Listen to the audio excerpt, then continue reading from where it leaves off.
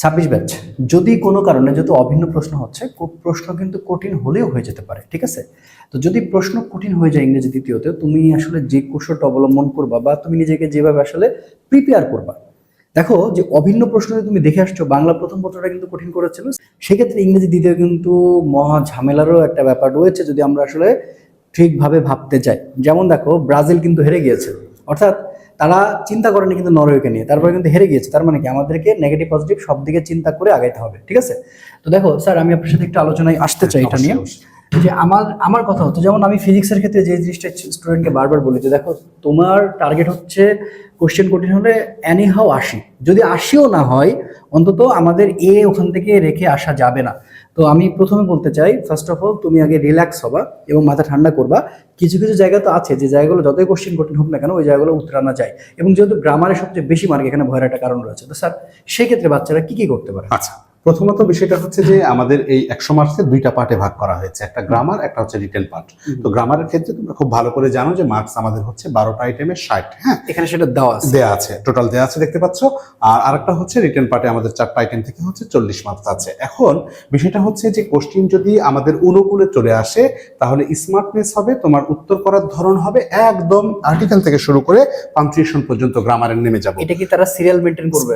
Maintain বাধ্যতামূলক না, মানে সে চাইলে 5 নাম্বারটাও অ্যান্সার করতে পারো, কিন্তু আমি বলছি যে যখন সিকোয়েন্সে উত্তরটা করব তখন টিচারের বা এক্সামিনারের একটা পজিটিভ কনসেপ্ট আসে যে তুমি মোটামুটি ভালোই পারছো। আমি বলছি যে কোশ্চিন খুবই কমন হলে তোমার সেক্ষেত্রে আমি 1 বাই 1 লিখতে হবে, তবে কম্পালসারি না, তোমার যেটা ইচ্ছা তুমি করতে পারো। তবে আমি ধরে নিচ্ছি যে এনিহাও কোশ্চিনটা যদি কঠিন হয়ে যায় তাহলে সেক্ষেত্রে স্যার তারা উত্তর করবে তোমার হচ্ছে এই যে ওয়ার্ড এন্ড ফ্রেজ বা ফ্রেজ ওয়ার্ড, যেটা এইটা স্যার উত্তর। কারণ এইটা তোমরা খুব ভালো করে জানো যেখানে 5-এ 5 পাওয়া যায় এবং 5 তোমাকে ক্যারি করতে হবে।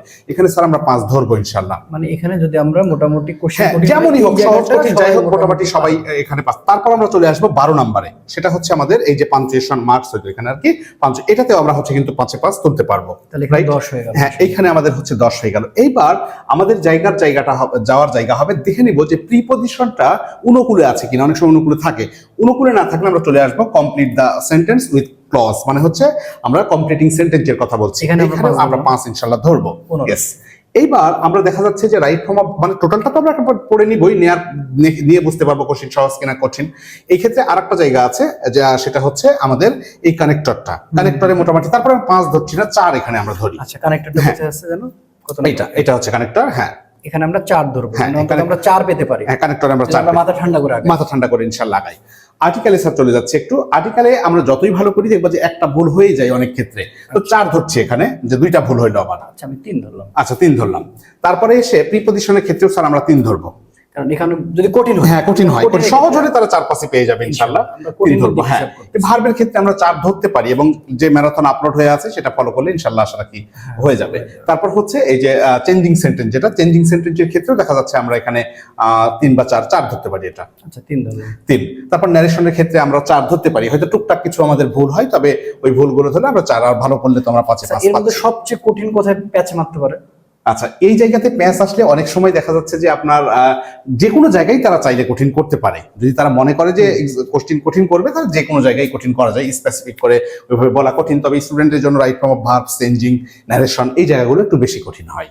তারা আর কি মনে করে থাকে, বা আমার পড়ানোর অভিজ্ঞতা থেকে এমনটা মনে হয়। প্রোনাউন রেফারেন্সটা কিন্তু খুব একটা কঠিন না, প্রোনাউন রেফারেন্সে আমরা 4 পাবো। হ্যাঁ, 4 ইনশাআল্লাহ পেয়ে যাব।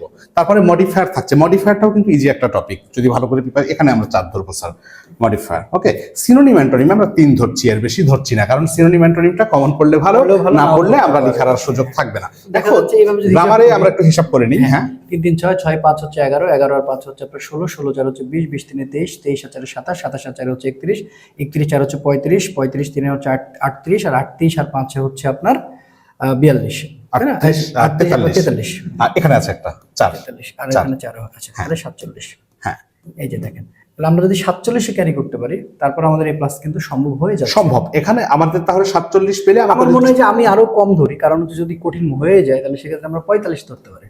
মানে অন্তত আমাদের টার্গেট যেন 45, মানে আমি তোমাদের বলতে চাচ্ছি কি, মাথা ঠান্ডা করে যেন 45 মার্ক তুমি নিশ্চিত করে আসতে পারো, এই টেন্ডেন্সিতে আগাবে। এবং আমি তোমাকে যেভাবে মার্কিং গুলো করে দিলাম, মানে তুমি এটা আগে নিজেকে মানে ক্লিয়ার করবা যে ইয়েস কোশ্চেন কঠিন হয়ে গেছে, আচ্ছা আমাকে একটু এইভাবে মানে একটু সেভে খেলতে হবে, এই জিনিসটা যেন মাথায় থাকে।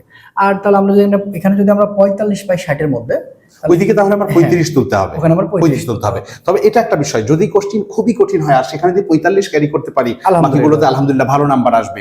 এক্সামিনার তখন বুঝবেন যে না এই জায়গাতে 45 মানে সেটা খুবই বেটার একটা নাম্বার। আচ্ছা গুড। তারপরে আমাদের তো এই যে রিটেন পার্ট গুলো আছে, এটা কোনো নিয়ম কানুন কিছু স্যার আছে? এটা নিয়ে আমরা এই ক্ষেত্রে আমি ওদেরকে যেটা বলবো সেটা হচ্ছে যে অ্যাপ্লিকেশনের ক্ষেত্রে এখানে তো আমরা অনেক ভিডিও দেখতেছি এক ফরমাল লেটারে অমুক হয়ে যাচ্ছে, এক ইয়েতে অতমুক হয়ে যাচ্ছে, এটা কতটুকু আসলে কার্যকর? আচ্ছা, এটা হচ্ছে খুব একটা ওই অর্থে ইফেক্টিভ না। কারণ আমি একটা জাস্ট উদাহরণ দিই, ধরো এই জায়গাতে তোমরা ফাঁদে পা দেওয়া যাবে না। সেটা হচ্ছে আমরা অনেক ভিডিও সামনে আসছে যে একটা প্যারাগ্রাফ পড়ে 30টা 50টা প্যারাগ্রাফ হয়। জাস্ট তোমাদের কাছে আমার প্রশ্ন, তারা বলছে যে প্রবলেম বা সমস্যা নিয়ে হচ্ছে একটা প্যারাগ্রাফ। স্যার বিষয়টা হচ্ছে যে বিদ্যুৎ বিভ্রাট বা লোডশেডিং এটা একটা প্রবলেম, আনএমপ্লয়মেন্ট এটা একটা প্রবলেম, ট্রাফিক জ্যাম এটা একটা প্রবলেম। তিনটা প্রবলেমের বর্ণনা কি এক?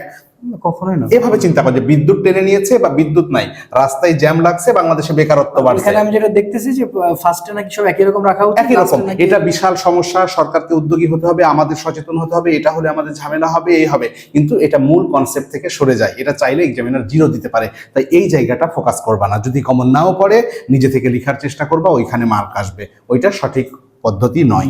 বুঝতে পারছি। তাহলে এখানে আপনার হচ্ছে যে অ্যাপ্লিকেশনে স্যার এখানে যেটা আশা করা 7-8 পাবে, এটা পাবেন ইনশাআল্লাহ। হ্যাঁ পাবে এখানে, হ্যাঁ না 6 ধরলে আমাদের দেখা যাচ্ছে যে হয়তো 6 যদি তারা পায় 80 করাটা কঠিন হবে। 80 পাওয়া, হ্যাঁ 7 পেতে হবে। রিপোর্টের ক্ষেত্রে 7 আসবে স্যার। ওখানে ফরম্যাটটা তোমরা রিপোর্টের ক্ষেত্রে ঠিক রাখবে, ঠিক আছে? দিয়ে রিপোর্ট যেটাই আসুক আমরা মোটামুটি লিখে ফেলতে পারবো। আর এখানে হচ্ছে কি আপনার প্যারাগ্রাফ 150 ওয়ার্ড, এখানে আমরা 8 ধরবো। প্যারাগ্রাফের ক্ষেত্রে আমরা হচ্ছে এখানে 7 ধরি। 7 ধরবো, হ্যাঁ 7। এখানে 150 বা 200 ওয়ার্ড, 200 ওয়ার্ডে বেসিক্যালি হতে চাইবে। আর এটা কি কম্পোজিশন? হ্যাঁ কম্পোজিশন। এখানে কত 14? শর্ট 10 পাওয়া যাবে না? হ্যাঁ হ্যাঁ 10 তো ইনশাআল্লাহ আসবে। ওকে, তাহলে 21 আর হচ্ছে যে আপনার 10, তাই না? 31 হয়ে যাচ্ছে। হ্যাঁ আচ্ছা, তাহলে সরি আমি তো ভুল করলাম। 3 7 21, 21 আর 10 হচ্ছে 31। আর ওখানে আমরা কত পেলাম?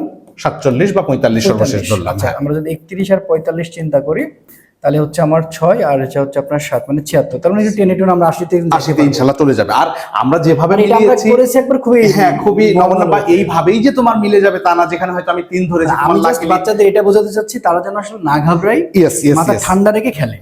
মানে আমার কথা হচ্ছে যে সাপোজ ভাই কোশ্চেন কোড হতেই পারে, হ্যাঁ আমাদের সাজেশন কারো কাজে নাও আসতে। আবার আমরা যেভাবে হিসাব করছি, হয়তো যেখানে ধরো সিনোনিম অ্যান্টোনিম আমরা 3 ধরলাম, তোমার 5ও আসতে পারে, হয়তো কঠিন, কিন্তু ওইটা তোমার কমন পড়েছে। মানে প্রিপোজিশন 3 ধরেছি, তোমার 4 হতে পারে। কথা হচ্ছে ঠান্ডা মাথায় পরীক্ষা দিলে ভালো কিছু একটা হবে ইনশাআল্লাহ। যেন আসলে এই জিনিসগুলো খেয়াল রাখে ইনশাআল্লাহ। ভয় পাওয়ার কোনো কারণ নাই। যদি কোশ্চেন কঠিন হয়ে যায় তুমি অবশ্যই সেখানে টার্গেট করবা 80 তুলতে হবে। এরকম ভাববা না যে হচ্ছে যে তোমাকে 100 না পেলে মরে যাবা।